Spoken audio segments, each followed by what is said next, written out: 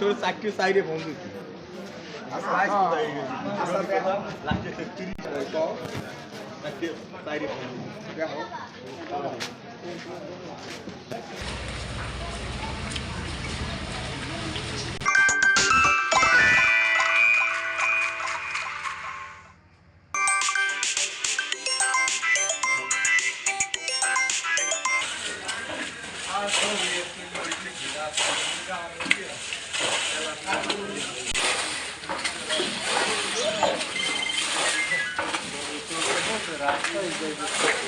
আমাদের এই যে ৩ নং ওয়ার্ড, এটা হলো একটা বর্ধিত একটা ওয়ার্ড। এই জায়গায় আমাদের এই যে কবিরাজবাড়ি রোড, এখানে অসংখ্য মানুষ বসবাস করে। অসংখ্য মানুষ বসবাস করা সত্ত্বেও এইখানের যে এই যে রোডটা অনেক দিন থেকে অবহেলিত।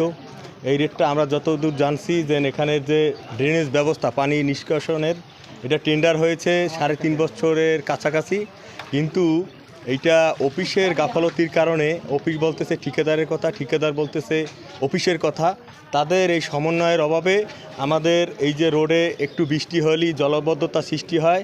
এখানে আমাদের ওয়ার্ডে এখানে কুতুবনগর একটা প্রাইমারি স্কুল আছে, সামনে একটা মাদ্রাসা আছে এবং ওপারে আপনার একটা সুগন্ধা বালিকা বিদ্যালয় আছে। এখানে সকালবেলা যখন স্কুলের শিক্ষার্থীরা তারা স্কুলে যায়, তখন তাদেরকে বর্ষার পানি জমলেই তাদের স্কুলে যাওয়ার ব্যাঘাত ঘটে এবং এখানে মুসল্লিরা আছে যারা নামাজ পড়তে যায়। কিন্তু সবচেয়ে স্পর্শকর বিষয় হলো সকালে যখন মহিলারা, অফিসগামী মহিলারা এবং যারা বাচ্চা নিয়ে স্কুলে বা কলেজে যায়, তখন তারা এই পানির কারণে তাদের শরীরের যে বস্ত্র থাকে সেটা এবার উপরে উঠাইয়া তারপরে এই পানির বিদ্যুৎ দিয়ে যাইতে হয়। কিন্তু আমরা প্রশাসনের কাছে বারবার যাওয়া সত্ত্বেও প্রশাসন এইভাবে এইটার ব্যাপারে সুষ্ঠু কোনো পদক্ষেপ নেয় নাই। আমরা প্রশাসনকে জানাতে চাই এটা অতি সত্বর যেন আমাদের এখানের পানি নিষ্কাশনের ব্যবস্থা করে দেয় এবং আমাদের এই যে রোডটা সেটা সংস্কার করে মানুষের যে মৌলিক চাহিদা আছে সেই মৌলিক চাহিদাগুলো পূরণ করার ব্যবস্থা করে। বলেন। আজকে এই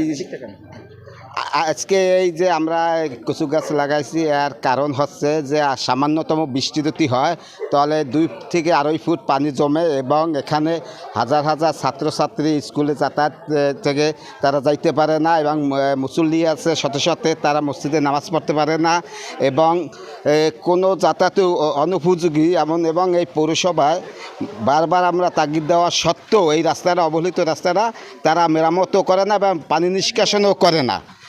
একটু পানি হইলে যাতায়াত মানুষের যাতায়াত ব্যাঘাত ঘটে।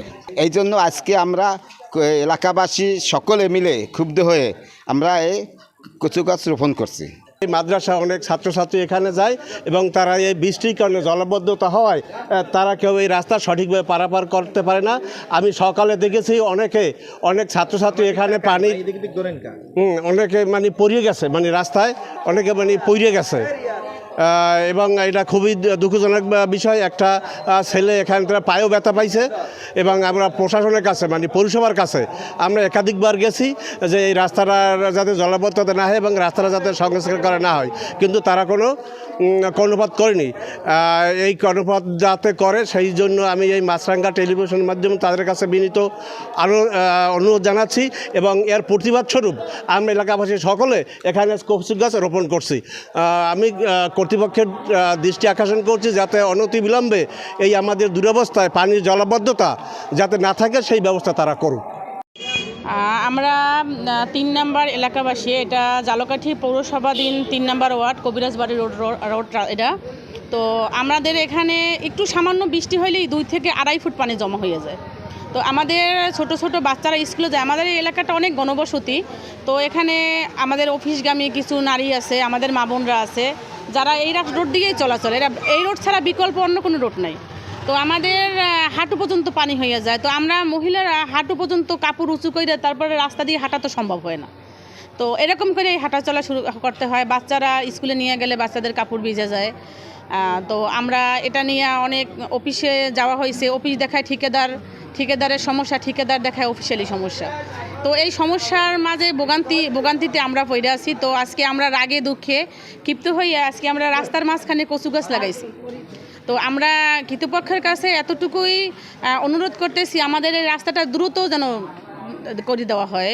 2012 সালে এই রাস্তাটি হয়, এরপর থেকে কোনো উন্নয়নের ছোঁয়া এই রাস্তায় লাগে না, যে কারণে এই এলাকার মানুষ আবাল বৃদ্ধ বনিতা এবং যারা স্কুলগামী বাচ্চারা আছে তারা স্কুলে যাইতে পারতেছে না, রোগী নিয়ে হসপিটালে যাওয়া যায় না। একটু বৃষ্টি হইলেই জলাবদ্ধতায় হাঁটু সমান পানি হয়, মানুষ বের হইতে পারে না। আমরা চাই যথাযথ কর্তৃপক্ষ এই রাস্তাটি অতি সত্বর কাজ ধরুক। আমরা শুনছি যে এই রাস্তাটি নাকি পাস হওয়া, কিন্তু এখন পর্যন্ত কাজ কেন শুরু হচ্ছে না আমরা এটা বোধগম্য হয় না। আমরা চাই যে কাজটা শুরু হোক।